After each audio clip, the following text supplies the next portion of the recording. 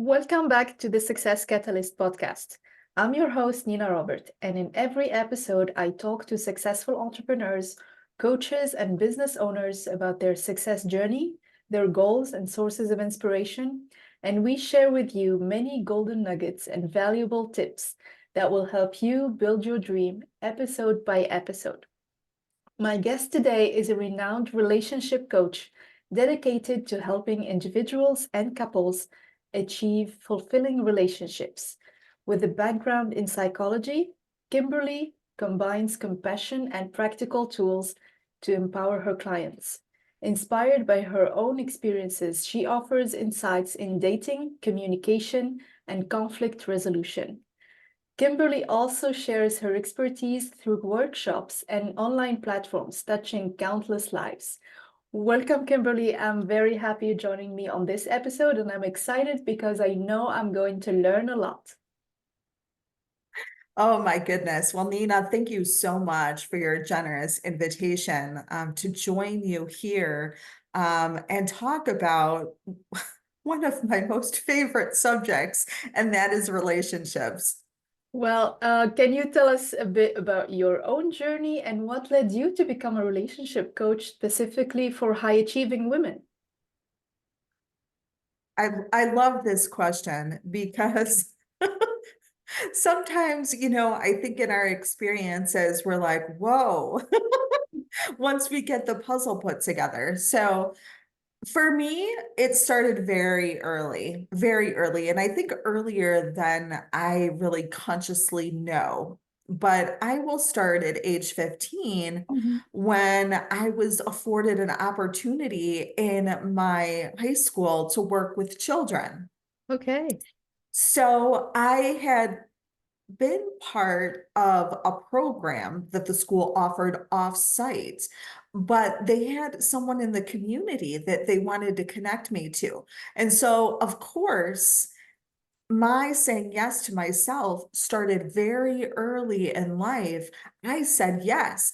And the amazing thing about that is it led to 20 plus years supporting children and families, Wow. both typical children and atypical children. Okay. And there's two different family dynamics that are going on there. So yes, it just spread. And then I got married. I had my two boys, and I always knew I wanted to stay home. I always knew that I wanted to provide them a strong foundation so they could grow and they could thrive because I took parenting very seriously. I knew that God had blessed me with these children, and that it was my role to do this. So I took it very seriously. So after they, have gotten settled, I'm like, hey, wait a second. I need to create a space for myself. I need to create a space for myself again. And I thought, what can I do to serve at a higher level? What could I do to serve at a higher level? And I was blessed to come across a fantastic coaching program, like many individuals I've come to know over the course of time. And I took the coaching and I was like, oh my goodness, this is for me. And I just continued and continued on that personal development journey, learning and growing. Because first, of course, it's about learning about ourselves and so we can serve others. And so that's kind of what led me to coaching and serving. What led me to the professional women specifically was my journey. It was my journey of overcoming challenges, working out the family dynamics, going through and growing through what I went through is so important. And there are so many things as women that we have come through thus far, and we can get into that. But I thought, you know what? if women are going to get to the next step, they need someone that is going to be able to support them at the highest level, that have gotten through a few challenges and then got up again. That's really, really important. Well, that makes so much sense because I'm in that situation. I'm an entrepreneur and I'm a professional woman, and sometimes it's challenging to navigate relationships and dating, and sometimes we need that support. So you are so much needed in the professional environment within all these women entrepreneurs that have found their purpose, but haven't yet or are still navigating the challenges of relationships. So now that you said you focus on professional women, can you describe the specific challenges that these women face in their relationships, both personal and professional? Oh my goodness. And I first want to preface this, but these are things that I have gone through and, have moved through and continue. They may pop up, but, it's this idea of fear. And there's many different ways that we can look at fear. We can look at it from a failure standpoint, judgment, and also success. And I know that you and I have had discussion about that subconscious programming. Mm-hmm. A lot of times we don't know what's driving that fear. We do not know what's driving it. But deep down, tucked up into some pockets, are some experiences that we had in when we were our younger selves. And so that is one of the challenges. I think balancing responsibilities is also a big one, not just at home, whether you've got your family or you are your family and you're just balancing your extended family. Mm-hmm. Balancing that and balancing work related tasks and wanting to excel is really, it's huge. Then also this idea of perfectionist, and Uh-huh. I love this because I am a recovering perfectionist. And my perfectionism from it did not come from the best of places, right? Again, going back to that subconscious Yeah. programming, it didn't come from the best of places, but it certainly does serve me. It Mm-hmm. certainly does serve me in my work.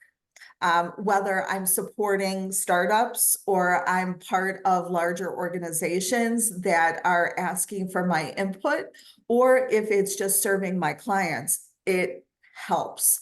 It really, really does help. You just have to reframe it and put it in perspective. And then also, one thing that is really, really and abundantly clear to me is stress.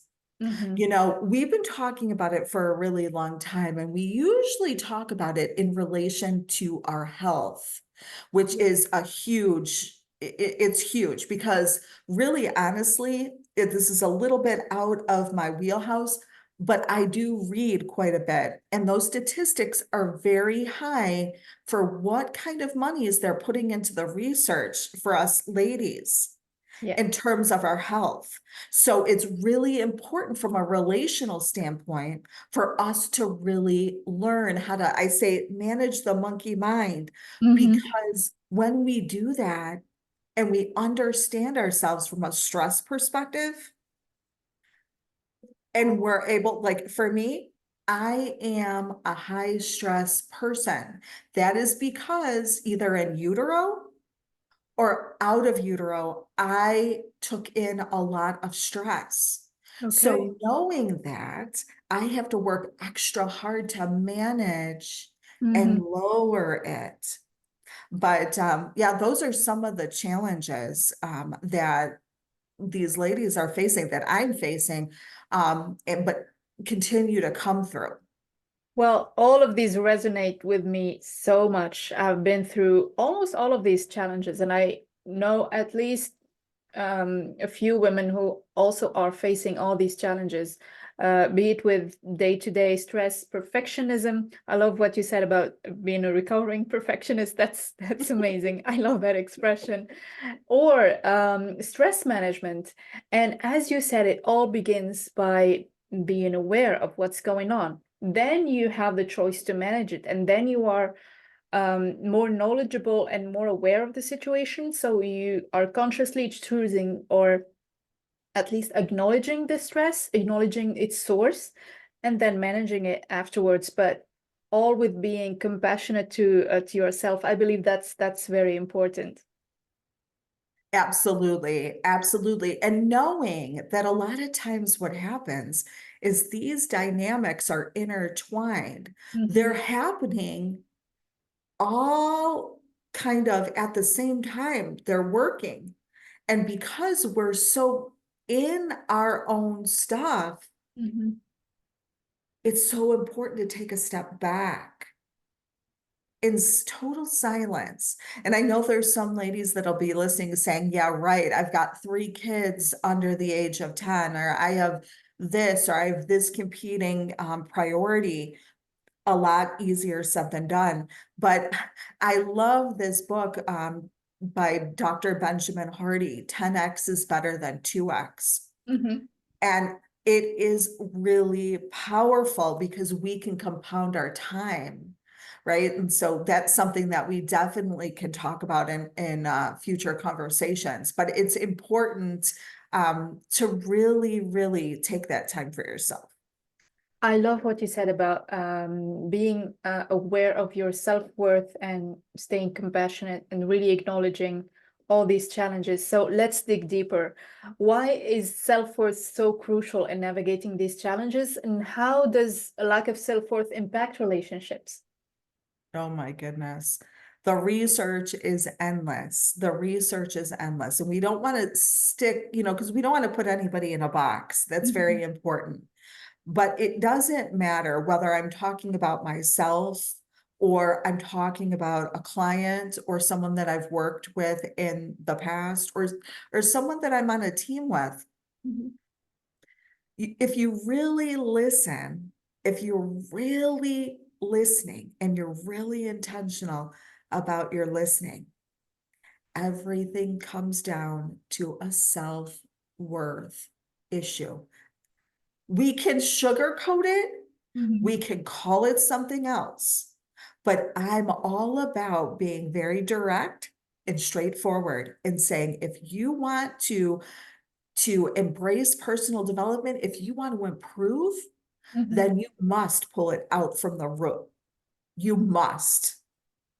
Wow, you hit the nail on the head right there, because me being a coach, this is one of the main basic things I teach my clients. First and foremost, know your self-image and know that you have the power to choose to design it in another shape, in another manner that is more suitable to your desires, to your dreams, to your goals.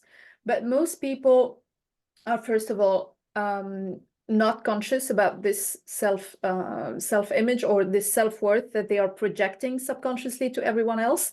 And second, they don't know that they can actually change it. And amazing things happen when you start changing your self-worth and acknowledging whatever that is within you that deserves to be expressed. You made such great points there, Nina, such great points. And that's why I think stepping away, and we'll talk about some of the tips I know later, but stepping away and really kind of taking an observer position on what's happening in your life. It takes a lot of bravery and courage to be able to do that. But Yes. to do that, I'm telling you, I've done it. I continue to do it. And it's amazing because at the end of the day, you are in the room with yourself. Mhm. Nobody else really, honestly, on the outside cares about if you wrap the birthday present properly for your child's birthday party, or that you served the greatest cupcakes, or you got the greatest cake for a gathering. Mhm. People aren't paying attention because they're too consumed with what is happening in their lives. So Absolutely. when you realize that you're not the center of your universe, I mean, again, going back to research, that happens for children very early in life, where they are the center of all things. Mm-hmm. And when we find ourselves as adults doing that, that just means there's things that are tucked down into that little subconscious pouch Mm-hmm. that we haven't yet pulled out and took that magnifying glass out to look at. But when we do, we can say, I don't need that anymore. It doesn't serve me because I'm here for a greater reason. Oh my God, I love that because I've been there. I've done that work and it's not obvious. It's one of the hardest things that you can ever do if you have the courage to actually start doing it because Mhm. it takes guts, it takes courage. And the most difficult conversations that we can ever have if we are truly honest are the conversations with ourselves because most of the stuff is so hidden so deeply we're not even conscious it's there, but we still act on it. We still are like the pawns of our subconscious mind. So I did that exercise and it was not obvious. It was hard. It was Mhm. tough and sometimes overwhelming. But the Mhm. more I did it, the easier it gets to talk to myself. I was not used or taught to talk to myself. You know, I love that. And I love that you're doing that and you're vocal about it. Because Yeah. when you're vocal about it, then other people, other women specifically, because let me go back to that question that you asked a little bit ago about why these professional ladies. Well, women, if you look at the history of what we've gone through, what we've been through, and what we continue to go through, Mhm. it is important that we as a species, we succeed, Yes. right? Yeah. Not only succeed, that we do it from a standpoint of self-actualization, Mhm. because Yeah. we're the heartbeat of our families. Yeah. And we're the heartbeat. And if we can do that work, we're showing future generations, look, can you imagine having all these young ladies that are struggling with so much right now Mhm. look up and say, you know what? That is a woman leader I can be proud to follow. I can look to her and I may not take everything, but I can look at her and know that things are possible. We need that. So for me, again, going through what I have gone through, I'm here for a reason. And so being able to empower these women to do the same is changing. I mean, it literally is changing the world. It's changing the world, and I'm always the first to raise my hand. So, Um, I love success stories. So can you share an example or examples, if you have many, of a client who came to you struggling and how your coaching helped them transform their relationships? well, it's interesting because one of the things that I love to do is I love walking. And Mhm. so I was trying out a new service. And so I was trying out a new service because I do email coaching actually, and I do have spots for virtual and in-person session. But I wanted to try out something new. So I had a client that had come to me and I said, would you be open to just trying and doing this, through walking? And she's like, absolutely. Mhm. So we did some walking coaching, but the thing that I was so passionate about with this client was when she first came, she was feeling, real heavy. Mhm. She was struggling with a lot of the challenges that we just spoke about. But more important, she had a cultural dynamic that she was struggling with. And the cultural dynamic that she was struggling with is that she wasn't only in relationship with her partner, she was in relationship with her whole entire community. Mm-hmm.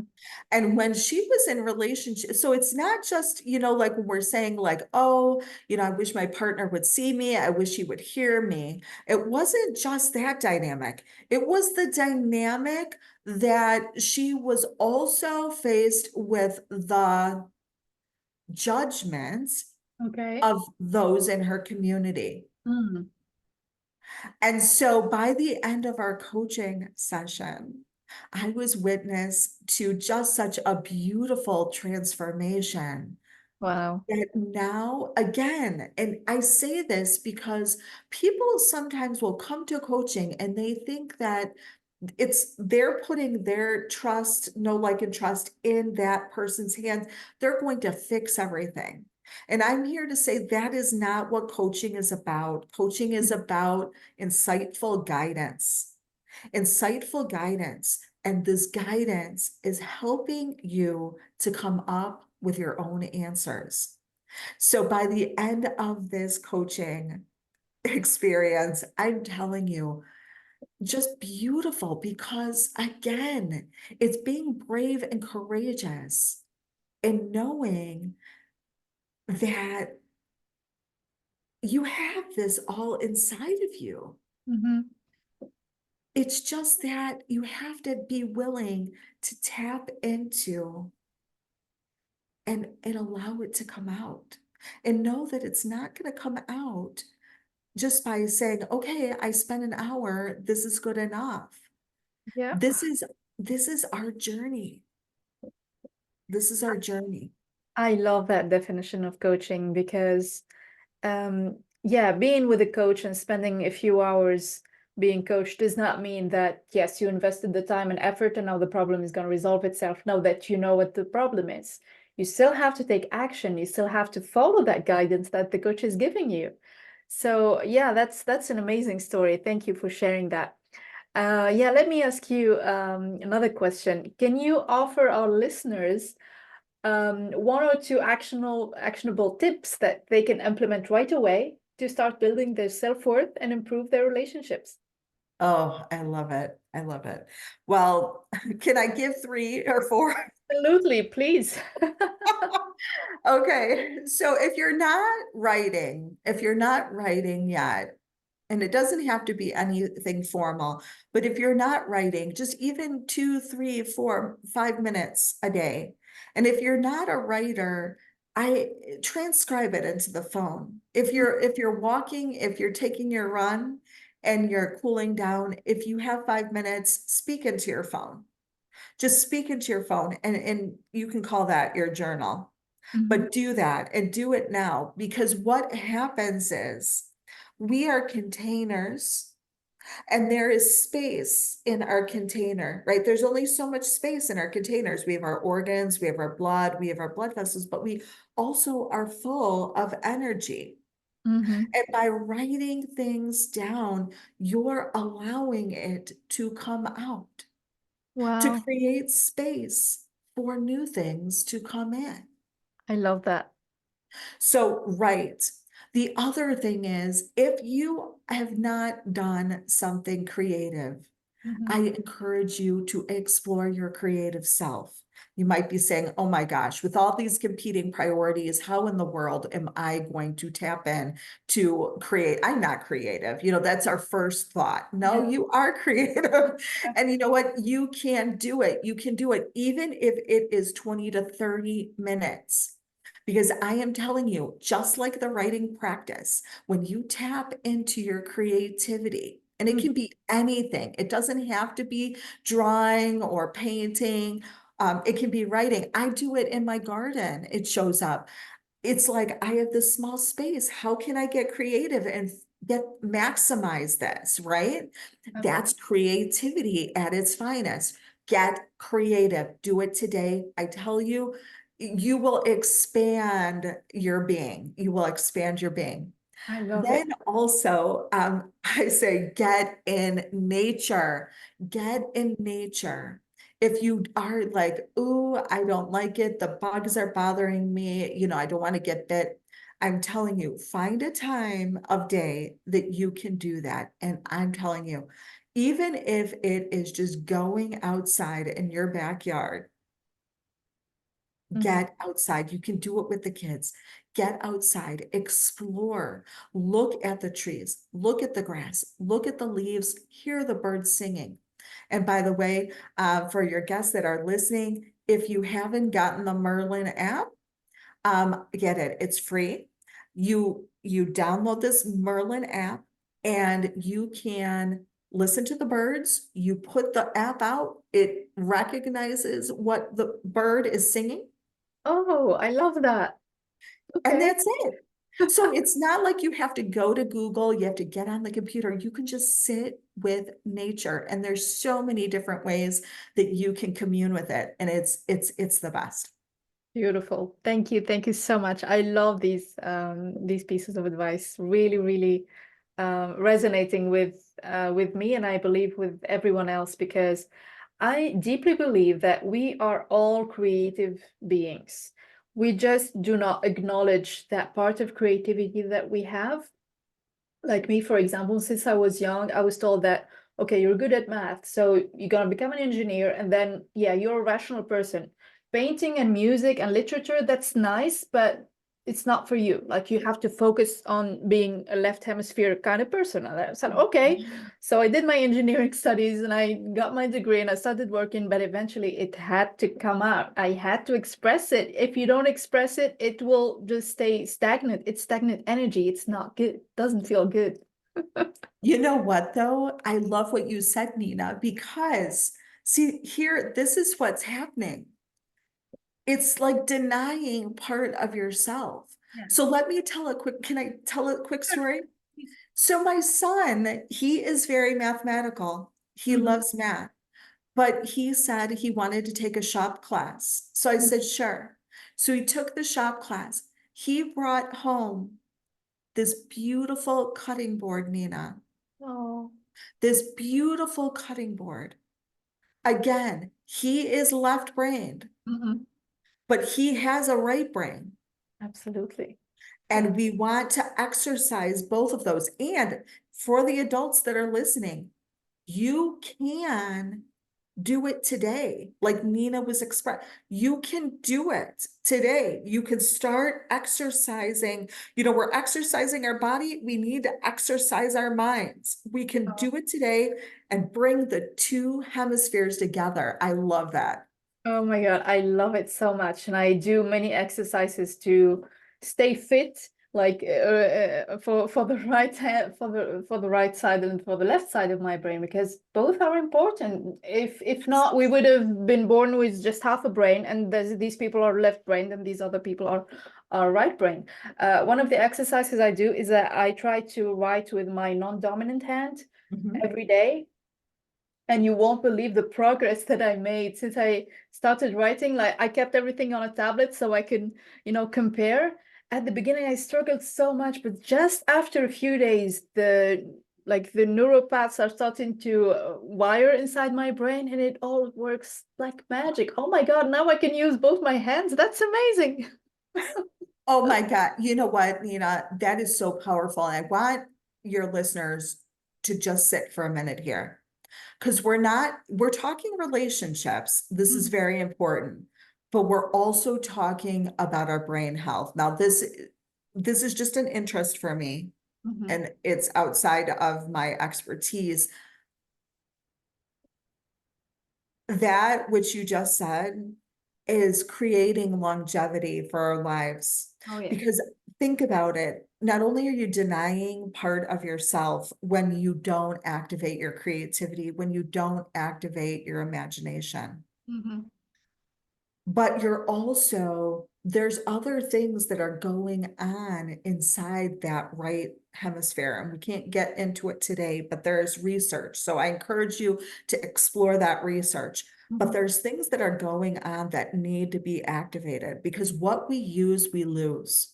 Absolutely. And when we think about the increase in dementia and the increase in these things, it's a real thing.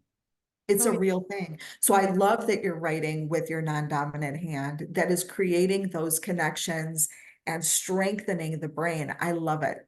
Oh my God, we need another episode to talk about this, definitely. Yes.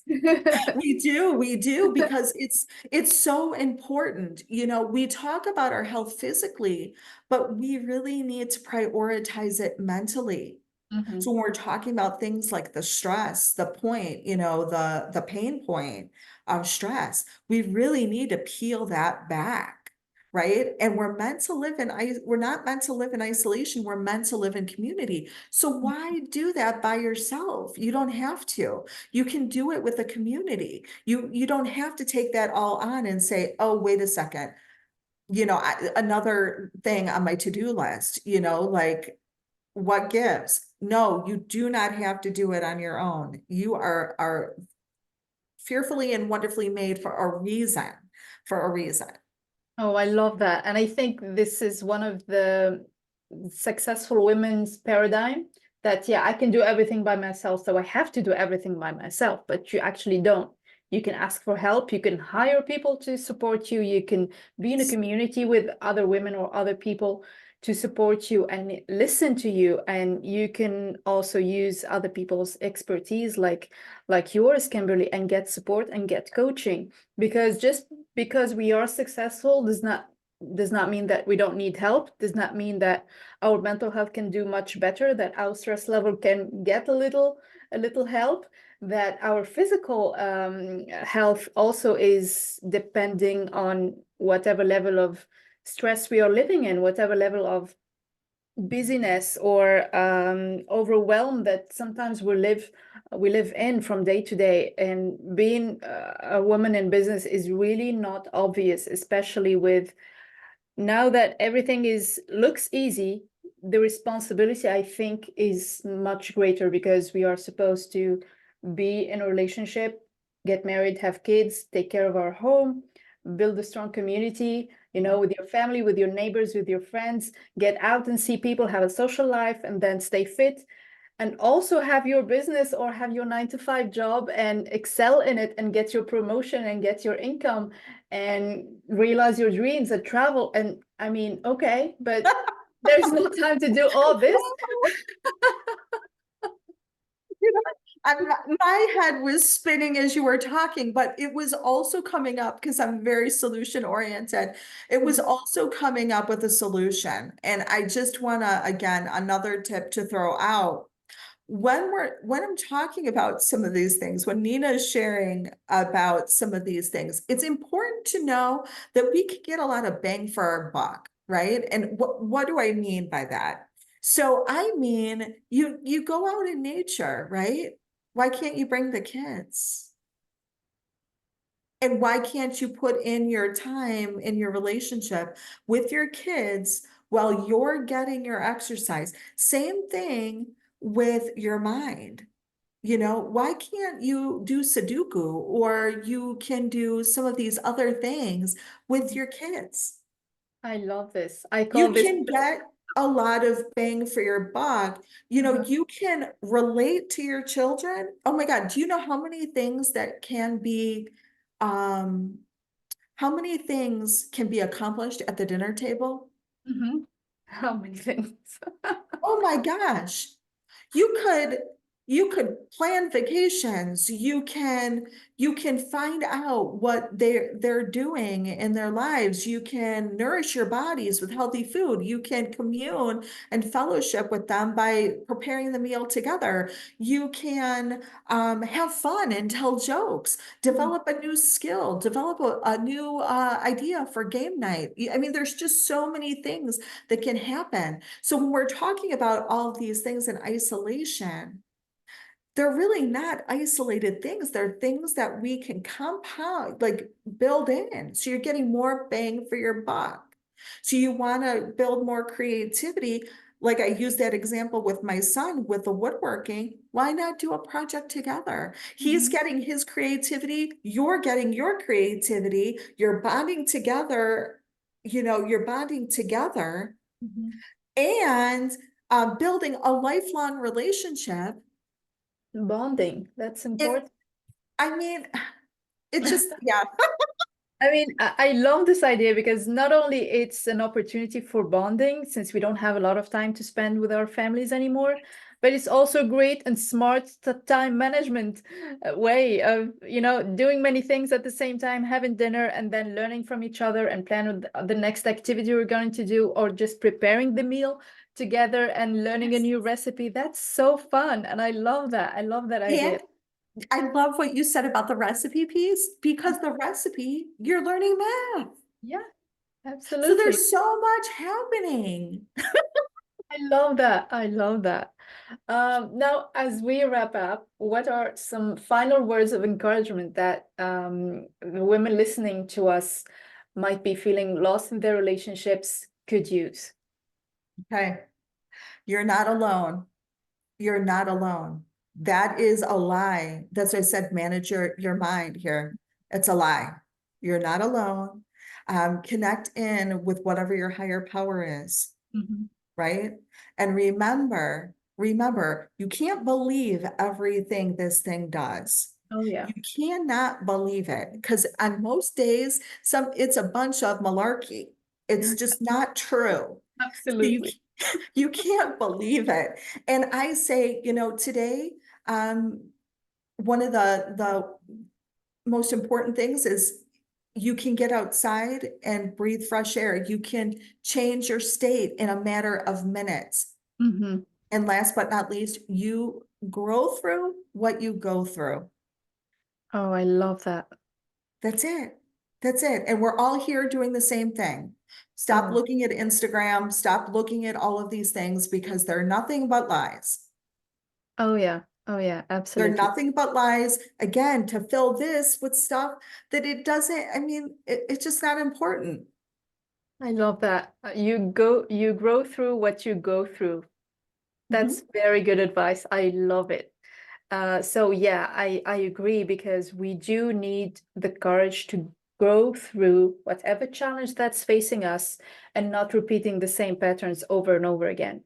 Once you have that conversation with yourself, you take the lid off the real problem, you see the pattern, you face it, you acknowledge it, you still are self-compassionate and you still are kind to yourself. But that does not mean that you're not going to take action. You need to take action, and you need to go through that terror barrier, that self-sabotage pattern that you're going through. And this is how we grow. Yes, absolutely. And we're all doing it. So when you go to that next party or you go to the next meeting and you see somebody and you think, oh, they don't have anything going on. Oh, They're oh my just not talking about it. Absolutely. Yeah, absolutely. And we are wired to hide whatever challenges that we're facing because we have to wear that mask. I don't like the use of that term, but it is a mask because it's masking whatever is going on the inside, because it could be for many reasons. We don't want to bother people. We don't want to seem sad and anxious, and we want to belong to other people, and we want to be accepted, I think, and be liked. So this is why we tend to not show that vulnerability. But once you show it, at least to yourself, Yeah, just with that, at least to yourself, many things are going to get much easier. amen. Oh, yeah. So, where can our listeners learn more about you, Kimberly, and your coaching programs? Well, I would love for them to connect with me right now. I would love a connection on LinkedIn. Mhm. I have a community, the power of the moment. And we're small but mighty, but we're growing. And again, it can start with just participating in conversations that will open your mind, open your heart, and those are the windows into your soul. So I would love to connect with people there. Wonderful. I'll make sure I'll put your LinkedIn details in the description of the episode so our listeners can find you easily. Thank you so much, Kimberly, for being such a good guest. I really enjoyed today's episode and I learned so much. And I definitely have to do another episode with you. We have so much to talk about still. I agree. I agree. I would love to, because there really is. I mean, just on stress alone. I mean, it's really important when we talk about knowing ourselves, again, just this component and dimension of stress, Mhm. there's so much to learn. Again, in utero, you learned how to deal with stress. Yes. If you had a high stress parent, that those chemicals were passed on into your bloodstream. Mhm. And that is how you are coping. And it is okay. But it is important to understand that so you know what things you can put in place to lower it.